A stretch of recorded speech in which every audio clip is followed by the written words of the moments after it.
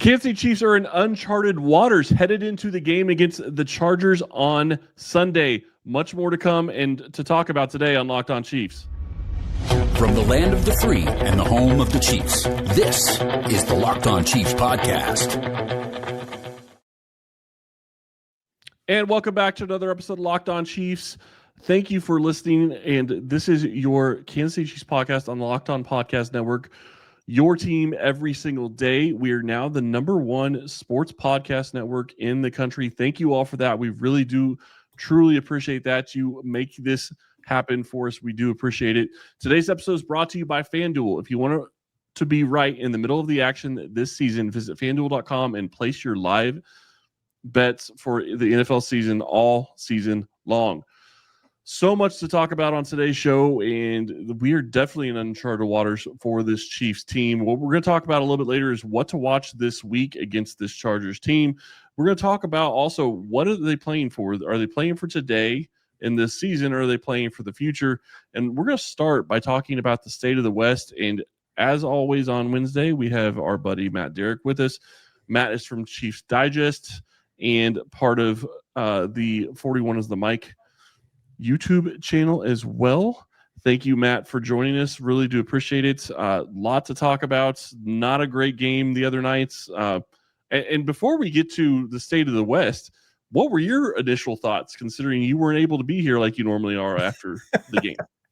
Yeah, that was that. I guess we didn't really get a chance to talk about it like we normally do and everything because I was triple booked for post game.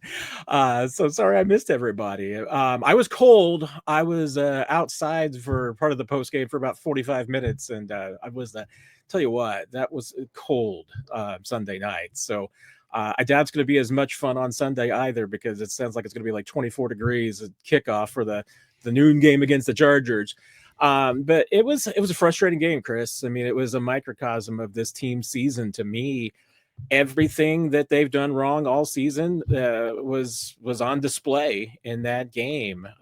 Just little mistakes, little tic-tac things in execution, big mistakes, turnovers, not being able to get out the field on third down, not getting long third down stops was frustrating. Not being able to consistently throughout the game get pressure on the quarterback, special teams mistakes. It was all there. I mean, I was going to say, are you going to ever say anything that they did anything good in this game? Because I mean, it'd be hard pressed to find something that they really scored 10 points. So I mean, you couldn't really lean on a lot. I mean, Chris Jones there for a while against the terrible offensive line was dominant, but in the third quarter he looked phenomenal.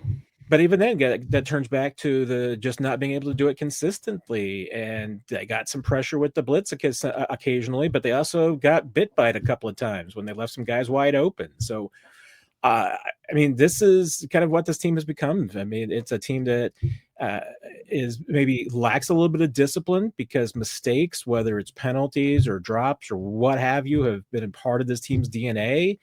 It's a team that I thought looked slow at times too against the Texans, and that hurt them and cost them. So, and there's a lot of reasons for it. I mean, the accountability is across the board. It's not on one person, one coach, one player, one executive. There's a lot of players and coaches and execs that have ownership of this, and maybe we should have expected it, Chris. I mean, I still go back to, I don't think this team's been right since the beginning against going on the road to Brazil. It's just seemed like bad stroke, but go back to the Super Bowl. I mean, so many of the mistakes that were on display in the Super Bowl have just continued to show up throughout this season. And I think even part of it, hey, they pushed all their chips in for a three-peat. And I think that's a factor as well.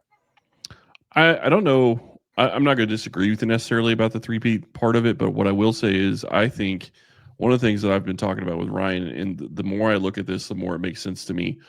You get into a situation where you're playing 19, 20, 21 games a season for 7 straight years, however many years it's been, where they've been to every single AFC Championship game that Mahomes has played in the NFL as a starter.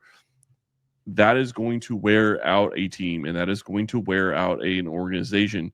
And I also wonder when you start looking at how this is going to play and going to the future, and we'll talk about this a little bit more in the next segment, but I also wonder how that affects your coaching staff, because if you think about it, then you get to a point where you're almost looking at the best case scenario, looking for coaches if you want to make any changes in the end of January, where most of the coaches are already probably hired that you'd want to consider. So I think that may play into it a little bit. But the other part that I really want to get into real quick is, the state of the AFC West. I mean, you're sitting here in a situation where the Broncos, I'm not going to say they've essentially locked down the AFC West, but it's pretty close. A slip up by the Chargers or the slip up by the Chargers and the Broncos have the AFC West. The Chiefs can't get there at this point, so it is what it is there. But 9 straight years as your AFC West champs, it'll come to an end, obviously, and that's okay. But when you look at the state of the AFC West, the Chargers are what is on the docket this week. Huge game against them. Kansas City has any chance of making the playoffs. They absolutely need to win this one. But right now, their chances of making it is what, about 11%? Yeah, and think about this one. There's a handful of scenarios, but the easiest scenario for the Chiefs to make it into the playoffs is that they win their final 4 games. The Chargers lose one of their common games that they have with the Chiefs, which I know one's the Cowboys, and I'm trying to remember the other one. Maybe it might be the Raiders if they still have them left.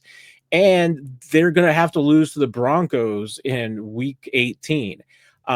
If Week 18 means the Broncos have the West clinched, it means nothing to them. Maybe they're playing for the 1 seed, but if they're in a scenario where Week 18 means nothing to them and a loss will knock the Chiefs out of the playoffs, you think the Broncos are going to go all out for that game? Not if they have the Chiefs' fate in their hands. No. So that's just even more of a torpedo in Kansas City's chances to me.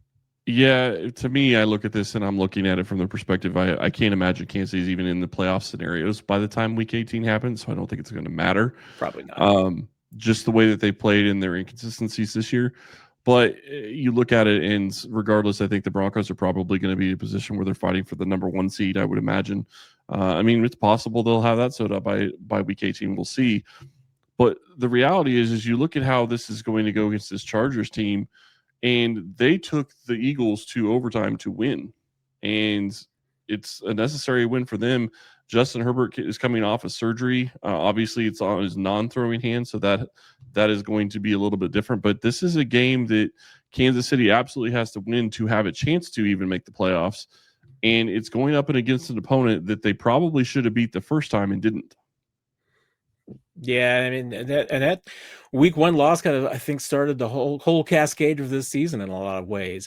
And Justin Herbert, to his credit, he impressed me in that win over the Chargers, or Eagles rather, with that broken hand, his toughness, just being able to grit through that. It hits the non-throwing hand. You still got, as a quarterback, you got to use that hand anyway. Hold on to the football and do everything you have to do. So that impressed me. It does give you a little bit of hope if you're a Chiefs fan. Hey, Chargers having to go to overtime on a Monday night to win.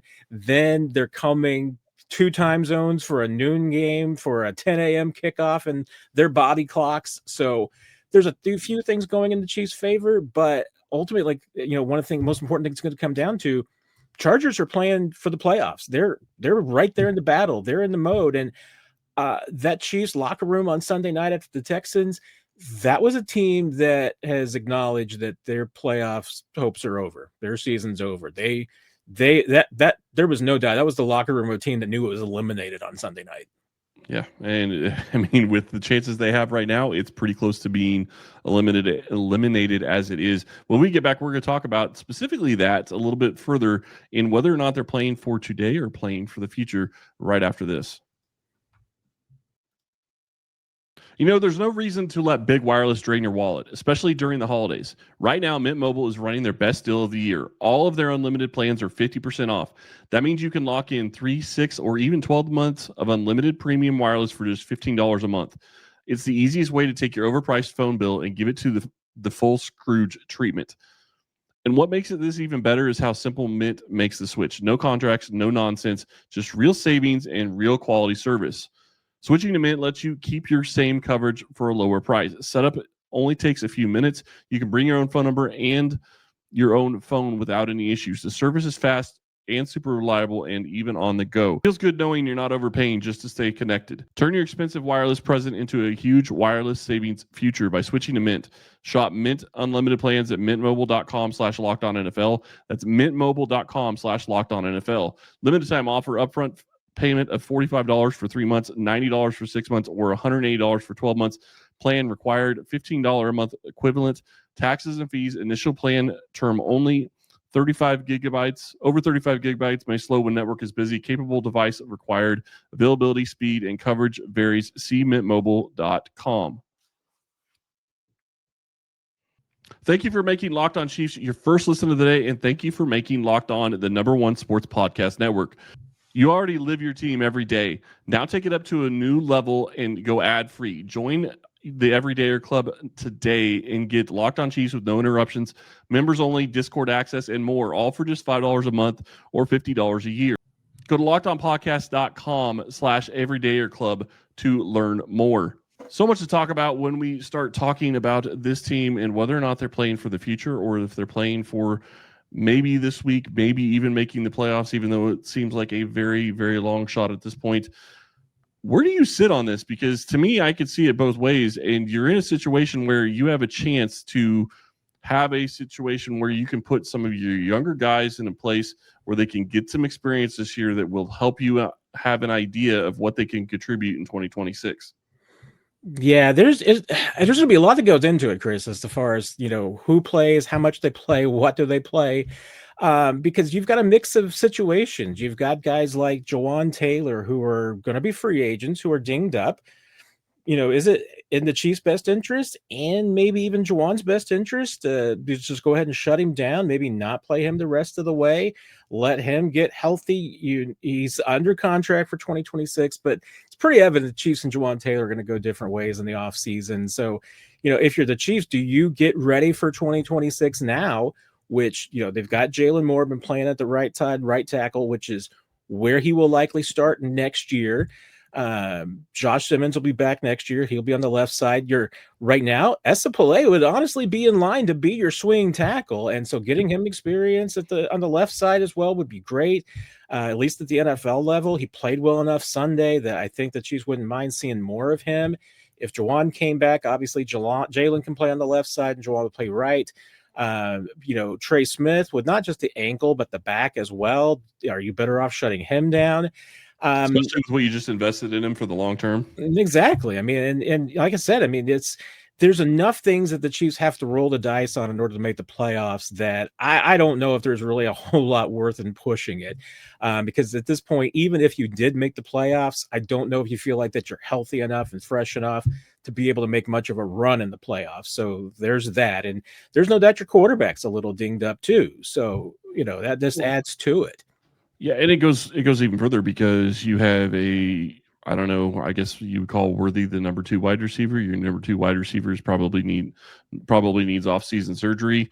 Do you, if they lose this game, obviously they're completely out. I would think that you maybe shut him down for the rest of the year and have him have his surgery and try to get a jump start on his healing for next year. But you look at how this is going to play out. I mean, it's not just the offense, the offensive line, it's also the defense. You're going to have a lot of free agents on the defensive side of the ball that probably shouldn't be figuring into your plans for 2026. So do you get more snaps for a guy like Ashton Gelati and have him start essentially as opposed to maybe a Mike Dana who what you have there to kind of get an idea what can Gelati give you in 2026?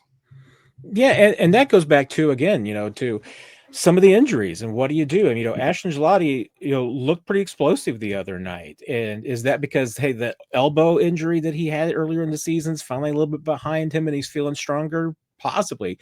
Probably more comfortable out there too. Are there guys who haven't played much this year that you want to get a better look at? Do you want to get Jalen Royals out there and maybe give him Jaden Hicks is a whole other conversation about why he hasn't played more this year. And I do not get it because I still love the way that kid plays. But you know what?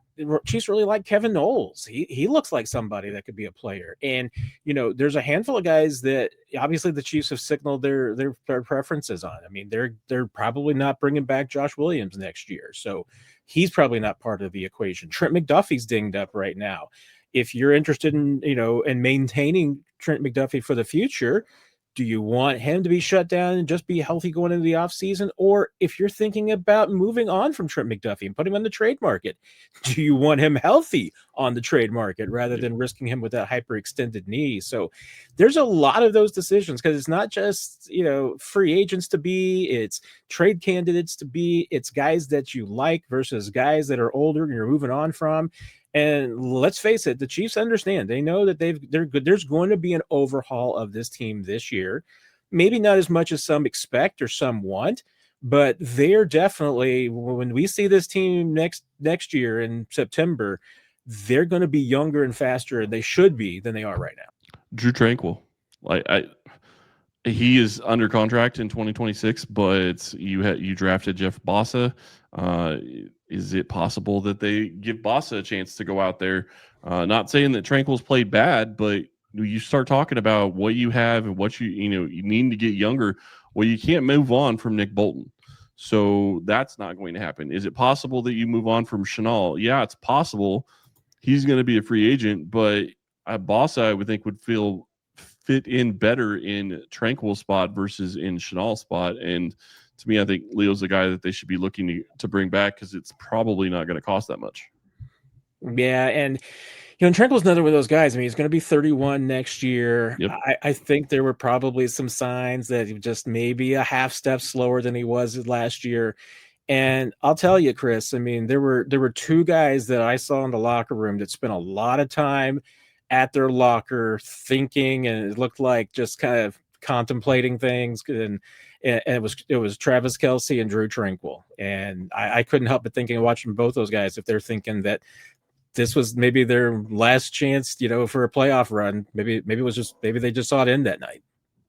Yeah, it's possible. I would say I still think Kelce tries to come back in 2026. I'll be a little surprised if he doesn't, just based on the way he played this year. He looked spry and much better for most of the season. Don't get me wrong. He had huge mistakes. And I said this right after the game. It's almost fitting. His mistake against the Eagles kind of started and kick-started some of the Chiefs' problems. And his mistake against the Texans pretty much sealed the deal for this season for them.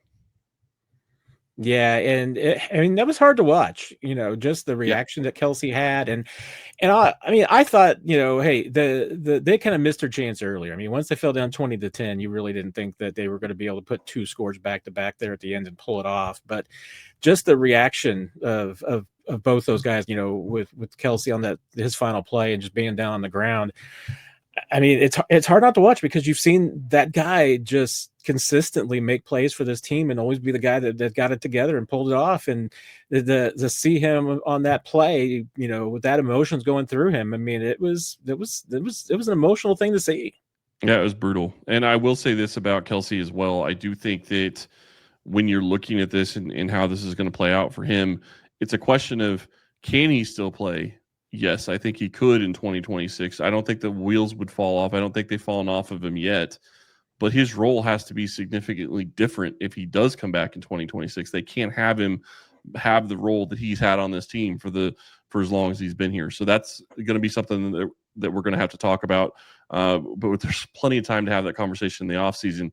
But what are we watching for this week, and what are we expecting to see this week is next?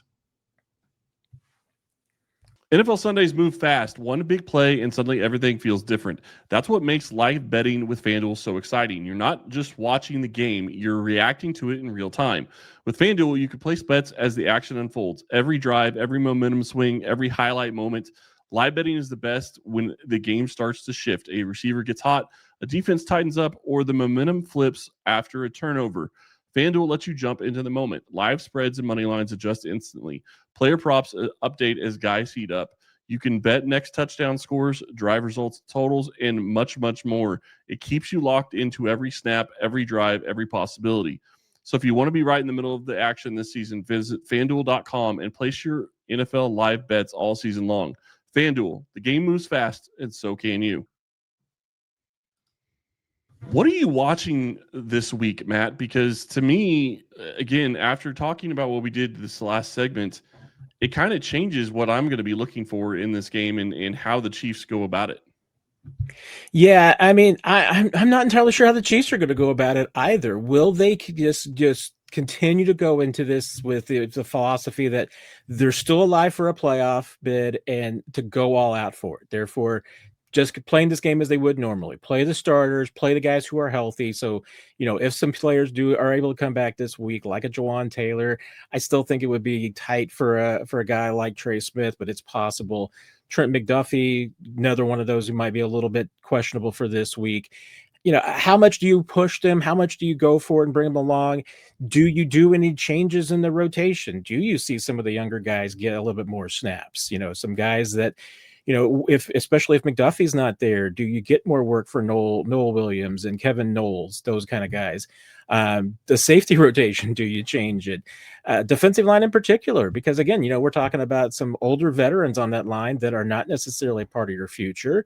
But you only got a couple of places that you can pull up some guys from the practice squad, 2 elevations, to use. So if there's some guys that you want to know a little bit more about or get them some time, and you've got a mix of guys on the practice squad that are both maybe veteran depth pieces versus young guys that you have for developmental purposes. I don't know. I'll be interested to see what Andy Reid says on Wednesday, though, to just give us an idea about what they're kind of looking to do and accomplish this week. Well, and I'm wondering, you talk about the offensive line, Trey Smith, he probably won't play. I would imagine that's probably accurate. You kind of already know what you have in Mike Caliendo. Do you make a move and bring up Hunter Norzad to let him play? I mean, do you kind of make that adjustment? Do you leave Jalen Moore at the right side and have Esapole be your left tackle? I mean, is that something that you do, regardless of what you do with Jawan Taylor, or regardless of whether Jawan Taylor plays? I'm going to be curious to see what they do with the offensive line, because Pole played well enough to where I think that it would behoove them to get him more snaps, especially at a position he's comfortable with. And I mean, that was his first NFL start, and he went up against one of the best defensive lines in football and did very well. So to me, I think that would make a lot of sense. But then you start looking at the rest of the team. What do you do with a guy like, Andrew Wiley? What do you do? Or not Andrew Wiley. I'm sorry. Jared Wiley. I apologize. Wiley, yeah. What do you do with Jared Wiley? What do you do with Jalen Royals? I mean, he's been sitting for the entire season. He's part of your plans in 2026 because there's no way he's not. And do you put him out there as opposed to a guy like Juju Smith-Schuster, who what you have? And you went with 4 tight ends this past game and then didn't use them. Like, why? None of that makes sense. Yeah, and one of the ones I'm going to be the most interested in seeing what they do is, do they give Brashard Smith more opportunities and sit down? Because hey, could Kareem Hunt be back with this team as exclusively a short yardage back? Possibly, because he's still really good at that. Yep. That's kind of just your limit. I mean, you know what you're getting. I'm not even sure if Kareem has that third down juice anymore, but as far as just a short yardage back, yeah, I mean, I would love to see more him to continue to be a part of this team. But hey, I think that at this point, I'd be surprised if Isaiah Pacheco was back with this team. He probably could use a change of scenery, maybe an offense that fits him a little bit differently, a little bit better. But hey, if Brashard Smith gets a lot more touches here in the last 4 games of the season and looks good, it's going to make me think, should you have tried that a little bit earlier when you needed some juice in the backfield? Because if he plays well, I'll have some questions of, well, not even 2020 hindsight, because there were some of us who were saying you need to see him a lot earlier anyway. Yeah, but it also goes back to, what didn't you do during the trade deadline? Like, you talked about defensive line. That could have been something that they were looking at the trade deadline. I don't know that it would have mattered. I mean, maybe we'll never know there. But the one that everybody talked about and everybody was screaming for was Breece Hall. And I will tell you this, I'm happy they didn't trade for him, mainly because, in my opinion, the only way he made sense to Kansas City is if they were going to change what they do, change their stripes as a tiger changes his stripes, and hand the ball off 20 times a game. Andy Reid isn't going to hand the ball off 20 times a game. They've handed it off more, but they're not going to hand it off 20 times a game and not just to one running back. Yeah, and and go back to the beginning of the season. Brian Robinson was available, and there was a lot of speculation that the Chiefs might be in consideration there. But they weren't interested in Robinson. And kind of, Chris, this goes back to my point about the three-peat push, because they put everything into that three-peat, that they did not really have any salary cap room to fix what they thought their deficiencies were. The Chiefs knew back in the summer, going into August, going into week 1, they knew that they probably weren't good enough at running back, at defensive line, and maybe secondary is deep enough as well. But they also knew that they didn't have the resources to do anything about it. They couldn't add salary. Brian Robinson was only making $4 million a year, and that was too rich. That was too much money for them. Breece Hall, prorated wise, would have been more affordable. But was Breece Hall the difference between this team making the playoffs? And no, I don't think he moves the needle the way that they needed to. Well, and I will say, you start talking about salary cap right now, as we sit here, $42 million over the projected salary cap in 2026.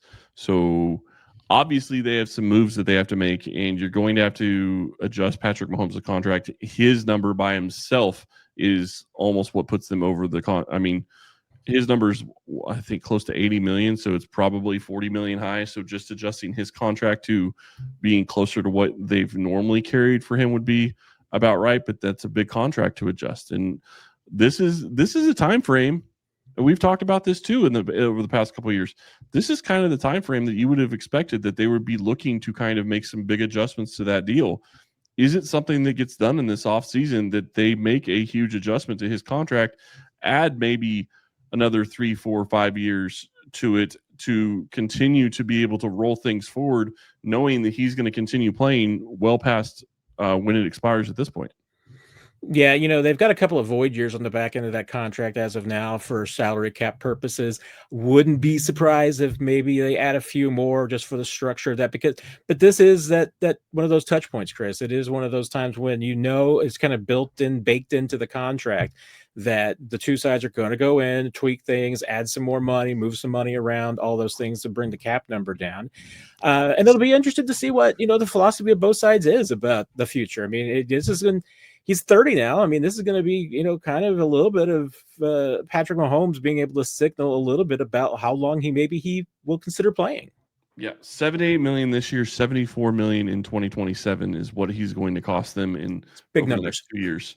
Yeah, $150 million between 2 years for Patrick Mahomes. Not saying he's not worth what they paid him, and by all means, but the Chiefs have kind of put themselves in this situation because they continue rolling money down the road, and then you have to make another adjustment, and it just rolls and it continues to build. That's how you got to the $70 million, the almost $80 million that they've got right now. So you have a lot of different questions. But if we get back to what we're watching this week for this team, I want to see more of Pole, which may or may not happen depending on Jawan Taylor. But I also want to see, I agree with you, Brashard Smith. Jalen Rose, we've already talked about. I want to see more Jared Wiley, mainly because you have no idea really what you have in him. And whether or not he's fully healthy is a whole nother discussion. But he needs to play just for the fact that if Kelce does retire in this next year or this offseason, you have an idea as to what you have at the tight end position, because I don't think you can feel like you can just go into next year with Noah Gray as being your only real tight end. And right now, I don't think they know what they have in Wiley. Yeah, and just because of the injury situation, the Chiefs may have to bring up a practice squad offensive lineman, and probably needs to be a tackle. So, is it a new guy, or are you going to give a guy like True Godric a chance? Which I would love to see True Godric at some point in these last 4 games get some playing time. Just one, to see where he is development wise, and if he's a guy that you could possibly use on this team in the next few years. But I think he also deserves it. I mean, he's been a part of this club for the last 3 years, as on the practice squad as your international player. And I would be really intrigued. I think he deserves the time. He's given this team a lot over the last few years. He deserves the opportunity to show what he can do. Well, I'll be curious. is it possible that they go and they bring up Norzad with the thought that they've already kind of expired most of his practice squad elevations, and they haven't done that with Chu Godric, so they could actually, they're going to have to put Wande Morris on IR, so there's going to be a corresponding move. What's that corresponding move? It's going to be an offensive lineman. It could be a tackle. It could be just an offensive lineman, and you bring up as your additional practice squad elevation another tackle to come in and play. We'll see what they do there. Is there anybody else that really sticks out to you that you're really excited to see possibly this week, even though this isn't really the most exciting game based on the way that the Chiefs have played this season? Yeah, I keep thinking about it and everything, and I mean, especially kind of, I'm thinking about some of the practice squad guys that maybe that they could end up going to. Hey, there's some of the defensive linemen. Ethan Downs is, maybe a more intriguing one because that's at least one of the rookies that they've got on this team. That's a young guy, he's still like 23.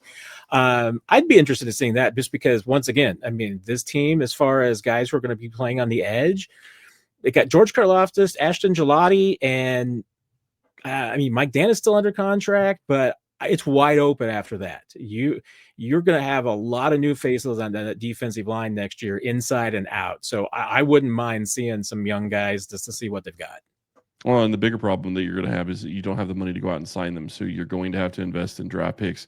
And that brings you back to, a situation where you start talking about, are there some trade moves that they're going to have to make because they need the draft picks. They need to get younger. They need to get different positions. Or are they going to be looking at that in that regard? So a lot to be talking about. We will have you all covered throughout the off season. Matt, thank you so much for being on today. Really do appreciate it.